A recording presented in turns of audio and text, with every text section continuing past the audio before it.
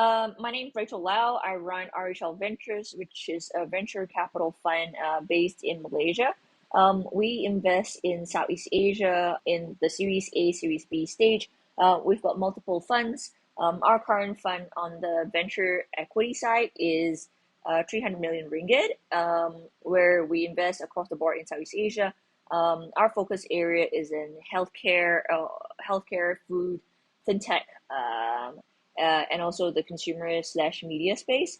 We also have a venture debt fund, which it's 160 million, and that's where we focus on debt and investing in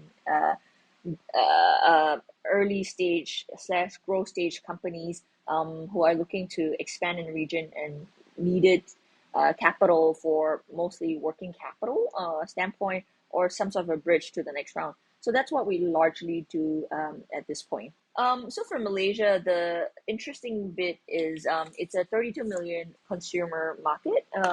We've got different demographics in terms of races and ages. But again, our disposable income is relatively strong compared to the rest of Southeast Asia, which means we're not on par as Singapore, but we're on a per capita basis, we're relatively strong compared, to Thailand, Vietnam, and Indonesia. And so, in terms of trends, we've seen a lot of investments or companies in the food and agriculture standpoint. We've invested in quite a bit of food and agri-tech company. In food, for example, we've got Glyph, which is a end-to-end solution in terms of vegetables procurement. The idea is to supply vegetables cheaply across the world. We get a lot of the vegetables fresh from the farm and delivering it to the table or to horecas that are able to deliver fresh food. We invested in P54, for example. It's an agricultural technology that does co-farming. So the idea is, we take farms, cut it into small bite size that we can get smaller farmers to come and tend to their own farms. So they've got better control in terms of their yield process and also, how they decide to plant. But at the same time, we've given them the technology, for example, the IoT services, for example, some of the technology solutions to get better crops. And after that, we help them procure it to, higher margin retailers who are able to cut off the middleman. So if you think about it, Southeast Asia, there's we're still developing, right? And if you think about it, we supply a lot of food to the rest of the world. And so therefore, agri-tech and food tech is very topical in this part of the world. We need to enhance better farming techniques to get better sustainable yields for the produce. But also at the same time, we're looking a little bit more at organic and healthier options, not just, what we currently have. For Malaysia, we've been much slower than the rest of the region. One, because we've been a neglected market, but COVID has certainly changed everything in the sense that it's accelerated digital growth. We've seen a lot of companies moving into the digital side from a small, medium-sized businesses standpoint, but also a lot of innovation coming up. We've been quite fortunate to see the last 2 years of COVID being quite friendly to startup investments or startup companies. In that sense, again, the trends are mostly in the health, fintech space, which is low barrier of entry, low hanging fruits. And these guys are the ones that, are really transforming the ecosystem right now. In terms of Malaysian startups, I'd say, on an average standpoint, it's pretty strong.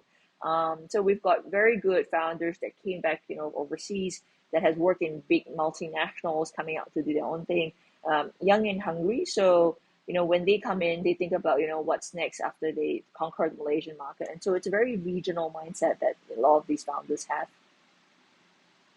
I guess the biggest difference is obviously population size and also disposable income. So in terms of population, we've got a relatively smaller population compared to Indonesia and Vietnam and even Philippines. We've got 32 million people versus 300 million for Indonesia.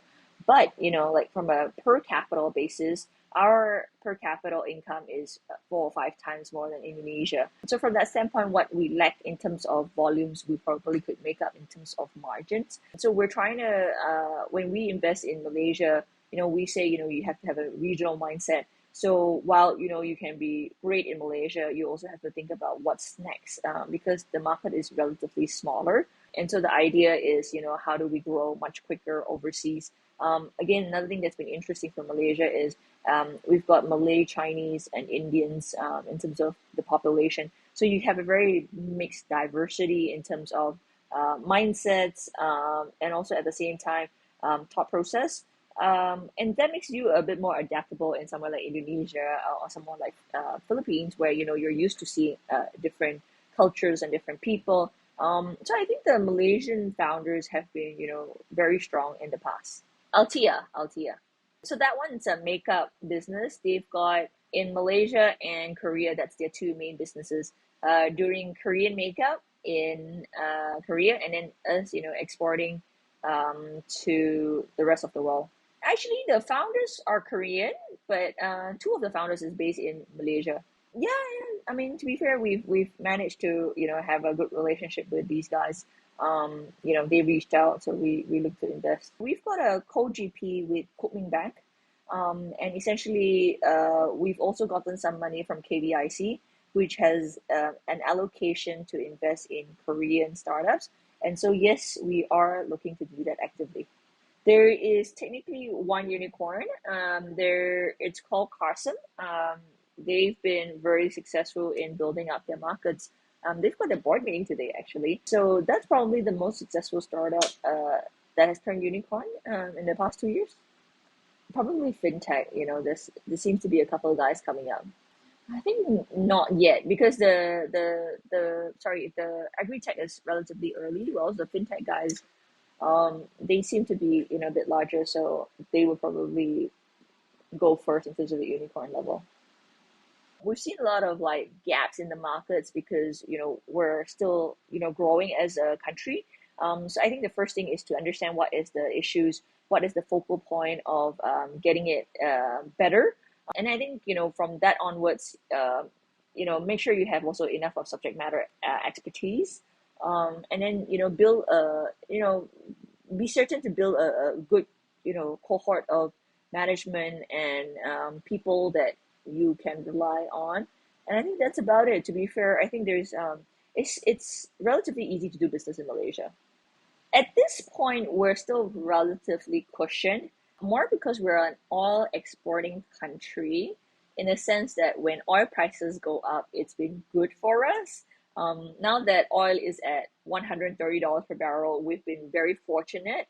So during the COVID times, it was pretty tough, in a sense that we've had a lot of layoffs. We had a lot of people who've lost their jobs, and have difficulties on a day-to-day basis. That one, to be fair, the government has been quite supportive in giving out grants and digitalization of companies. But in essence, I think at this point, I don't think we have seen a full-scale recession, despite the interest rate hikes.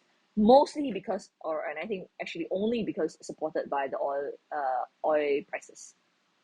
Investment's been good. So we've had more money than we've ever had in terms of liquidity, because we've had a program called the Penjana Capital Program, where we've selected 8 different new VCs to invest in the local startups, and that's the one that we have the co-partnership with KB. And that essentially has stimulated the startup ecosystem in a very big way. So I think from that standpoint, we've seen a lot of good startups getting funding, getting people together, and again starting their own business and having thriving businesses. Get good co-founders, get good management team, get good people, and then work really hard, right? And I think once you do that, people will acknowledge it, and hopefully your dreams of being a unicorn will succeed.